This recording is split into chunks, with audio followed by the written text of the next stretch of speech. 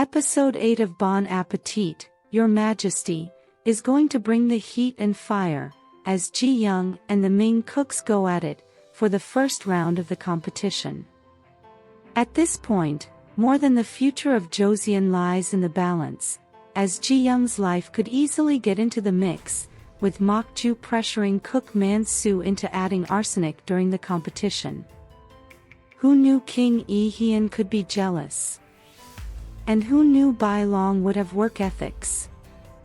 Meanwhile, JiYoung is going to find herself in a pickle, making viewers anxiously clutch their pearls as JiYoung's special ingredients, gochujang and gochugaru, disappear. Of course, this had been the handiwork of Prince Joseon and YiHeon. She can be seen using the spice in the preview for the next episode. This tips the scales, making the winner unpredictable. What's more, given how the last episode ended, it's clear that danger will abound in the second half of the series, as Prince Joseon plans to use the competition with the Mings to depose the king. Meanwhile, the king's feelings for JiYoung are overflowing, and are noticed by those close to him. Despite the eunuch's warnings, he left the palace, because he thought JiYoung and Chae looked like a couple. Chae couldn't be more excited, as his plans for the king and JiYoung are going as he planned.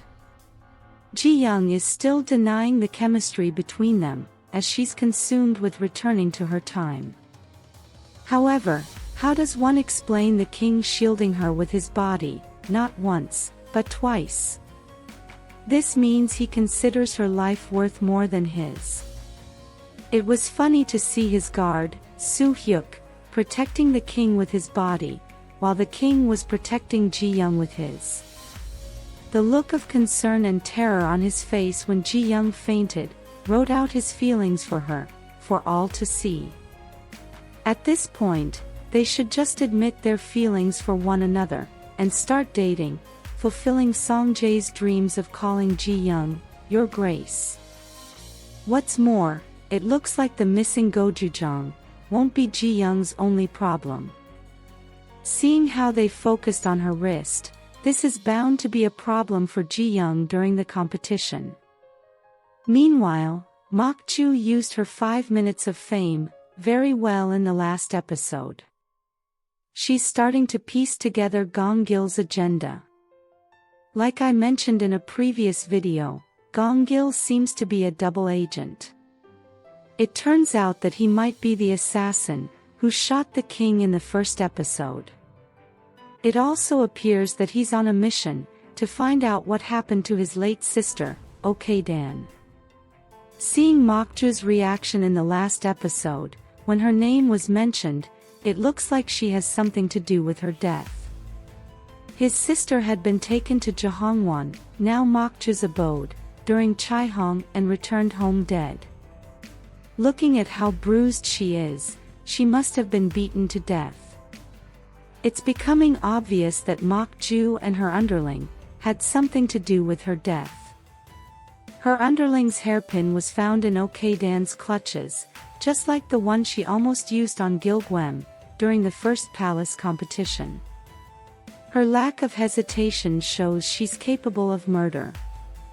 What's more, MokJu's order to investigate the jester might reveal his identity to Prince Joseon, who is yet to know that the jester is the assassin he's after. Meanwhile, the jester and Soo-hyuk were a vibe we didn't know we needed. Someone finally got the stoic Soo-hyuk to show some emotion. Meanwhile, cook ManSoo is at a crossroads. MokJu fancied him as the best cook in the royal kitchen, and he has been riding her influence up until now. Despite his initial dislike for JiYoung, for taking a position he'd been coveting, with time, he's come to respect her as the chief royal cook. The kitchen staff have bonded under her leadership. So for MokJu to ask him to use the arsenic during the competition, not only surprises him but also puts him at a crossroads. What's more, there must be a reason he's suddenly hard on Gilgwem. Could it be that he's training her to take his place? That is, he might be planning to resign from the royal kitchen, or just in case something happens to him, unable to carry out MokJu's order, and hopes to train Giljeom to take over his place in the kitchen.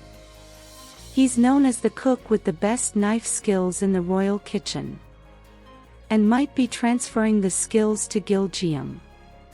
What's more, who knows what Bailong is up to? He's been moving quietly since their arrival at the palace. Given his usual roles, you'd expect him to be a bad apple. If you noticed, when the second theme, which is to make dishes from each other's countries, was announced, Bailong seemed excited. It could be that he's originally from Joseon or has a connection. Even JiYoung found it strange, as even the envoy seemed pleased about the theme. What's more, after learning of the plan to eliminate JiYoung, he sent words to the king, in hopes of saving JiYoung. It looks like he's only interested in food and cooking, and has no interest in the envoy's palace politics. This could be the reason he stopped the envoy from starting the competition without JiYoung.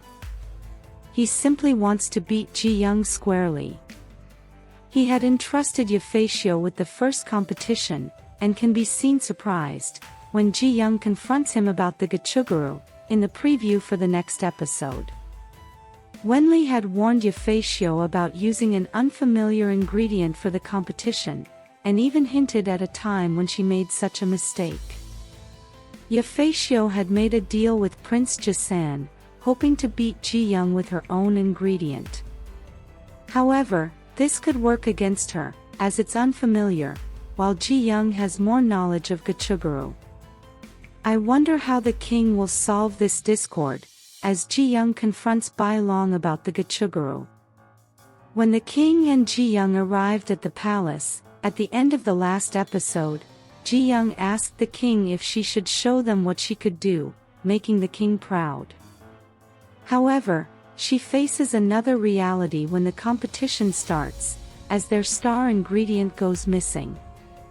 The preview spells doom for JiYoung and the king. However, this might not be the case. JiYoung is not one to hold back, as she confronts the Mings about the red oil.